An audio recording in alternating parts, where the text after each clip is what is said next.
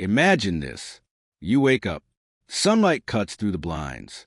Your life, by all external measures, is intact, successful, functional, admired, even. You have the job, the house, the relationships, the trappings of the life you were told to build. Yet something cracks. A hollowness echoes where certainty should reside. A silent scream builds behind the smile you reflexively wear. And in that moment of raw, unvarnished truth, your hand reaches not for a loved one, not for a purpose, but for the thing. The drink, the pill, the screen, the bet, the ritual, the relief that whispers promises it can never truly keep. Why? Why would someone choose the needle over their newborn, the bottle over their career, the screen over sunlight, the ritual over reality itself? We tell ourselves familiar stories. Weakness, lack of willpower, moral failing, bad choices. We build walls of judgment, brick by heavy brick. They just need to stop, we say. If only they tried harder. But look closer. Look past the stigma, past the wreckage, past the societal condemnation. See the eyes. Haunted, desperate, hungry for something fundamental, something missing. What if everything we think we know about addiction is dangerously backwards? What if the substance, the behavior, the object of the addiction isn't the root cause, but a desperate, maladaptive solution? A solution to an agony we dare not name? What if the relentless pursuit of the high, the buzz, the escape, the numbness, isn't a sign of hedonism run wild, but a frantic attempt to fill a void carved deep into the soul? A void not of their own making? What if addiction isn't about the pleasure of the substance, but about the unbearable pain it momentarily silences? This is a paradox that claws at the heart of our understanding. The very thing that destroys life is clung to as if it is life itself. How can destruction feel like salvation? How can chains feel like freedom? The answer lies buried, not in the chemistry of the drug or the mechanics of the behavior, but in the shadowed, unspoken territories of human experience, in the wounds inflicted before we even had words to name them. This isn't just about willpower breaking. This is about something deeper in our wiring, a primal hunger gone unmet, echoing through a lifetime. The object of addiction is a cruel mirage, but the thirst it promises to quench, that thirst is terrifyingly, devastatingly real. What creates such an unquenchable thirst? What trauma, what loss, what invisible fracture in the foundation of self compels a human being to seek solace in their own destruction? The journey to the answer begins not with judging the surface chaos, but with the courage to descend into the silent, aching void beneath. Ask not why the addiction, Gabor Maté implores us, but why the pain? The hidden force isn't weakness, it's disconnection, a profound rupture in our most fundamental need, the need to feel seen, safe, soothed, and secure within ourselves and in relation to others, especially when we are most vulnerable in childhood. His isn't sentimentality, it's neuroscience. When an infant's cries for connection, comfort, or understanding go consistently unanswered, something primal breaks. The developing brain, sculpted by experience, learns a terrifying lesson. My authentic needs are too much. My true feelings are unacceptable. The world is not safe. To survive, the psyche performs emergency surgery. It walls off the unbearable pain, the fear, the rage, the crushing loneliness, into what Carl Jung called a shadow. We construct a false self, a mask of compliance, performance, or withdrawal, designed solely to secure whatever shreds of safety or affection seem possible. Attachment theory, pioneered by John Bowlby, reveals the bedrock. Our earliest relationships wire our internal world. If those bonds are insecure, anxious, or avoidant, if love feels conditional, unpredictable, or intertwined with fear, the foundation cracks. We become internally homeless. The authentic self, with its raw needs and emotions, is exiled. We lose connection not just with others, but within ourselves. We become strangers inhabiting our own skin, haunted by an emptiness we can't name, only feel with visceral, wordless dread. Here lies the philosophical root, echoing Nietzsche's abyss. We instinctively flee the terrifying void within, the abyss of our unmet needs and buried pain. Facing it feels like annihilation, so we turn away. We gaze outward, desperately seeking anything to fill the silence, to soothe the ache, to make the numbness feel like peace. Society, tragically, provides endless anesthetics. Not just drugs and alcohol, but workaholism, consumerism, toxic relationships, compulsive internet use, the relentless pursuit of status or thinness. We are culturally conditioned to avoid the inner wilderness at all costs, to mistake distraction for fulfillment and consumption for connection. The choice narrative crumbles. When the authentic self is buried under layers of survival adaptation and societal expectation, when the nervous system is wired for hypervigilance or numb despair, where's the freedom? The addiction isn't the cause of the disintegration. It's a symptom, a misguided, life-threatening attempt at self-repair. It's the scream of the exiled self, muffled by the very substance or behavior meant to silence it. We become addicted not to the pleasure, but to the fleeting escape from an inner reality too agonizing to bear. But this escape, it comes at a cost far greater than we ever imagined. The avoidance becomes a cage, and the consequences ripple outwards, silently shaping a life and a world built on sand. The escape becomes a trap. What begins as a desperate salve for the soul's wound rewires the very brain seeking relief. This isn't moral weakness. It's neurological hijacking. The substance or behavior floods the reward pathways with dopamine, the neurotransmitter screaming, "This is essential. Do it again." But the brain, striving for balance, dials down its own natural dopamine production and receptors. The very system designed for joy, motivation, and connection is dampened. Now, you need the external fix not just to feel good, but to feel normal, to feel anything at all. The void grows wider, demanding ever more potent anesthetics. And here's the cruelest twist. The addiction becomes a trauma. It recreates the very conditions it was meant to escape. It breeds shame, isolation, broken trust, financial ruin, physical decay, layers of fresh pain confirming the core belief. I am unworthy. I am broken. The world is unsafe. The cycle deepens, a self-fulfilling prophecy of despair. We become prisoners of our own maladaptive coping mechanism, building walls that keep out not just pain, but also love, authenticity, and true healing. Viktor Frankl, surviving the camps, knew this intimately. An abnormal reaction to an abnormal situation is normal behavior. The addict behavior is a horrifyingly normal reaction to the abnormal pain of disconnection and buried trauma. Our cognitive biases conspire against us. Negativity bias makes us hyper-aware of threats and failures, reinforcing the belief that the world and our inner world is hostile. Confirmation bias locks us into seeing only evidence that supports our core story of unworthiness. The addiction narrative itself becomes a cage of distorted perception. And society? It's not an innocent bystander.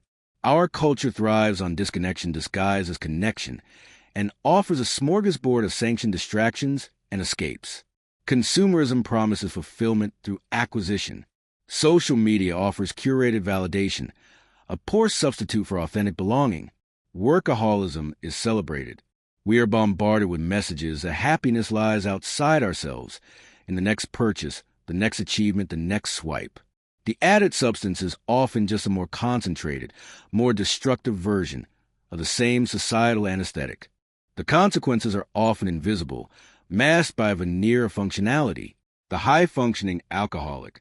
The workaholic prays for dedication while their family crumbles. The parent lost in their phone while their child seeks attention. This silent erosion is perhaps the most pervasive consequence. We build lives, families, even societies, on foundations fractured by unmet needs and numbed by escape. We mistake busyness for purpose, consumption for joy, and numbness for peace. The true cost? A collective poverty of spirit. A world where genuine connection feels increasingly rare, replaced by transactional interactions and the constant hum of distraction. We become islands of isolation, adrift in a sea of manufactured stimuli, haunted by the ghost limb of belonging we can't quite remember, yet desperately crave. The cage isn't just personal. It's woven into the fabric of how we live. The pain we flee individually becomes a collective malaise we can't seem to escape. But what if the key to breaking free wasn't about fighting the bars, but understanding why we built them in the first place? What if liberation demanded not condemnation, but a radical act of witnessing the pain we spent a lifetime running from. Breaking free isn't about mustering more willpower to fight the symptom. It demands a rebellion against the root, a courageous insurrection against the disconnection, the buried pain, and the societal lies that sustain them. This rebellion begins with a radical, counterintuitive pivot. Stop fighting the addiction. Start befriending the pain it tries to silence. Forget just say no. Say yes to what's really happening. Gabor Maté's prescription is revolutionary compassion. Curiosity, not condemnation. Instead of judging the urge, ask with fierce kindness, what is this pain? When did it start? What is it trying to tell me? This is the essence of Jung's confrontation with the shadow, not to destroy it, but to integrate it. The exiled parts, the rage, the terror, the unmet needs of the child, scream for acknowledgement. Healing begins when we finally listen, when we turn towards the inner abyss, not with weapons, but with a lantern of awareness. This rebellion requires practical, grounded tools. 1. Unearthing the story. Therapy, trauma-informed, deep journaling, somatic experiencing. Excavating the buried narratives of childhood wounds and attachment ruptures. What happened to you replaces what's wrong with you. 2. Reclaiming the body. The trauma lives in the nervous system. Mindfulness, yoga, breath work. Practices that ground us in the body, teaching it safety now, regulating the hypervigilance or numbness. 3. The power of witness. Authentic connection is the antidote to disconnection. Safe communities, support groups like 12-step or alternatives, therapeutic relationships, spaces where the true self, with all its brokenness, can finally be seen and held without shame. Viktor Frankl's logotherapy echoes. Meaning is found in connection, even amidst suffering. 4. Reparenting the self. Consciously offering the safety, attunement, and unconditional acceptance the inner child never received. Learning to soothe oneself without the destructive crutch. This is also a rebellion against a sick society. Breaking free means rejecting its poisonous anesthetics. Boundary revolution. Saying no to soul-crushing demands, exploitive relationships, and the tyranny of busy. Disconnect to reconnect.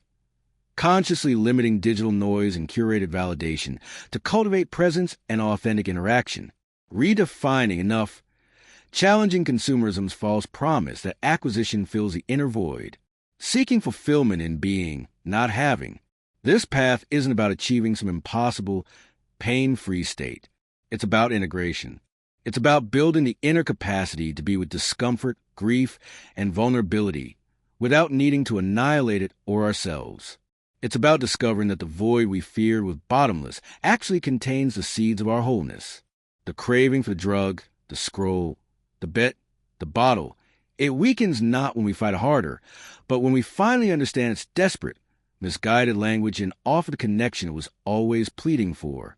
This rebellion transforms the escape artist into the courageous explorer of their own inner landscape. But the ultimate destination of this exploration, it reveals a truth so profound it redefines not just addiction, but the very essence of being human. Here is the ultimate truth, the revelation that changes everything. You are not broken. You never were. That aching void you spent a lifetime fleeing, that emptiness you tried to obliterate with substance or compulsion, it was never a sign of your deficiency. It was a screaming absence of your wholeness. The pain wasn't the enemy. It was the most faithful messenger you ever had. It was the exiled part of your soul, the raw, unfiltered truth of your experience, the unmet needs of the child, the stifled creativity, the buried rage, the profound grief, pounding on the door of your awareness, demanding to be let in. Addiction wasn't a choice against life. It was a tragically misguided choice for relief from a pain that felt like death. It was a distorted cry for the very thing it destroyed, authentic connection. First, connection within. The integration Jung knew was a path to individuation. Then, connection without. The belonging Frankl knew was the bedrock of meaning. The ultimate rebellion, the final break of the chains, is this radical realization. The wholeness you sought outside, in the drug, the bottle, the screen, the approval, the achievement, was inside you all along, not as a finished product, but as a potential buried under layers of survival, trauma, and societal conditioning. Healing isn't about adding something you lack. It's about removing the obstacles to your own inherent completeness. It's about gathering the exiles home. It's about realizing your deepest wound is also your most sacred wound, the entry point for your truest self. This truth shatters the illusion of separateness. Your personal struggle with disconnection mirrors the collective one. The culture itself is the addict, numbing itself with consumption, distraction, and division, fleeing the collective pain of its own disconnection and meaninglessness. Your journey inward, therefore, is not a retreat, but the most radical act of service. As you reclaim your wholeness, you become a beacon. You prove that integration is possible. You demonstrate that facing the abyss, not with fear, but with compassionate curiosity, doesn't destroy you. It reveals you. So look within, not with judgment, but with the awe of an explorer discovering a lost continent. The craving, the emptiness, the relentless pull, they were never about the substance. They were about you, your exiled beauty, your stifled song, your desperate longing to belong to yourself. The ultimate addiction we must overcome is the addiction to running from ourselves. Stop, turn, embrace the messenger, welcome the exile home. For in the depths of that seemingly unbearable pain lies not your destruction, but your liberation. Your wholeness, your light, it was there all along, waiting,